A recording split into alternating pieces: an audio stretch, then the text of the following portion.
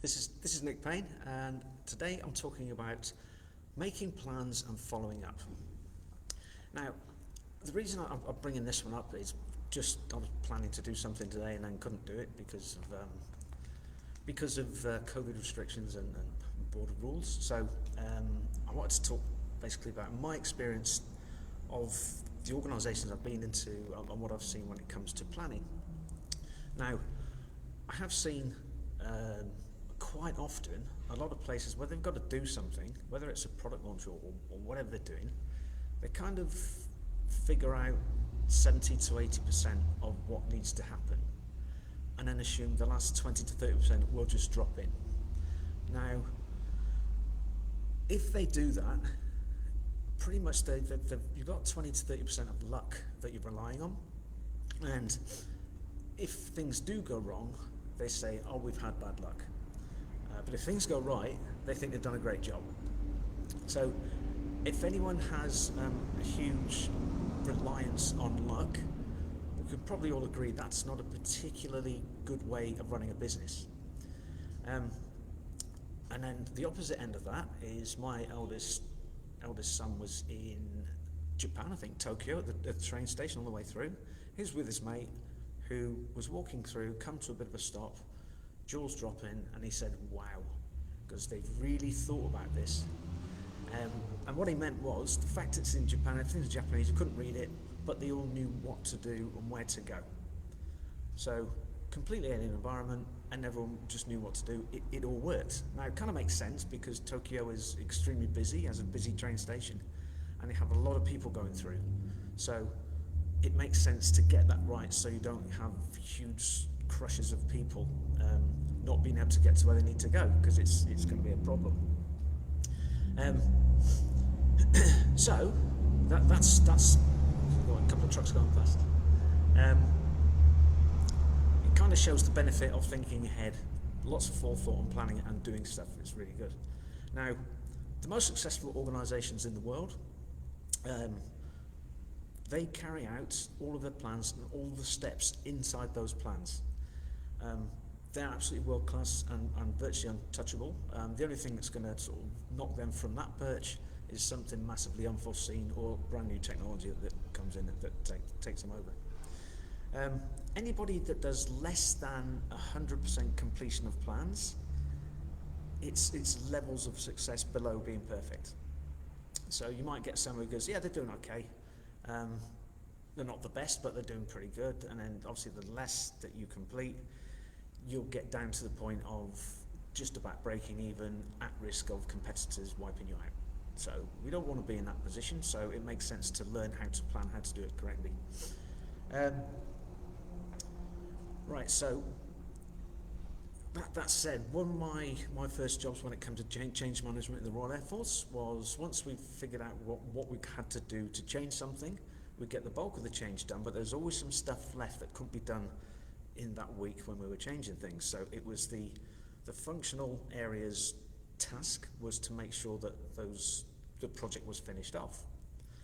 But my job every week was to go in and say, okay, and generally this person would be an officer, higher rank than me. I'd say, okay, have you done these things by these dates? And if they said no, I'd say, why not? And what are you doing about it?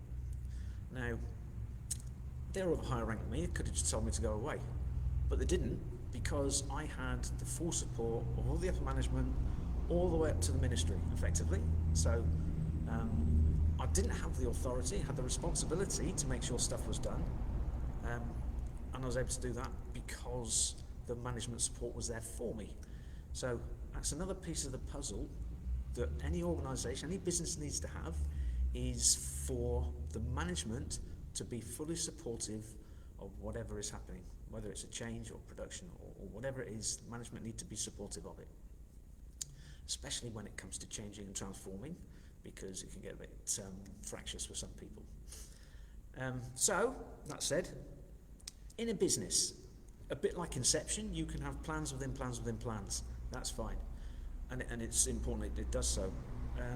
What I mean by that is, we need to have a strategic plan for the business. So each business has different functional work areas, Each one of those should have targets, because they'll have performance, and then we say, right, the plan is we're going to increase performance in whatever way it is. So that's strategic plan.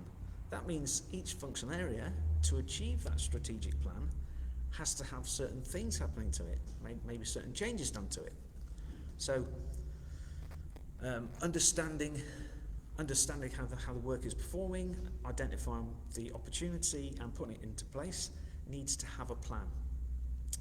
So all plans should follow SMART principles. So if you haven't heard of that, I'd be surprised, but again, what I'll do is I'll just explain what that means. SMART is S-M-A-R-T, specific, measurable, agreed, realistic, and time-bound. So the specific part of it, that means detail. What are the detailed steps that we need to have in place for that plan to work? Measurableness, it could be quality levels, it could be volume of stuff, whatever that needs to be. That should be the ultimate goal of what you're trying to do with that change scenario or whatever it is. Agreed.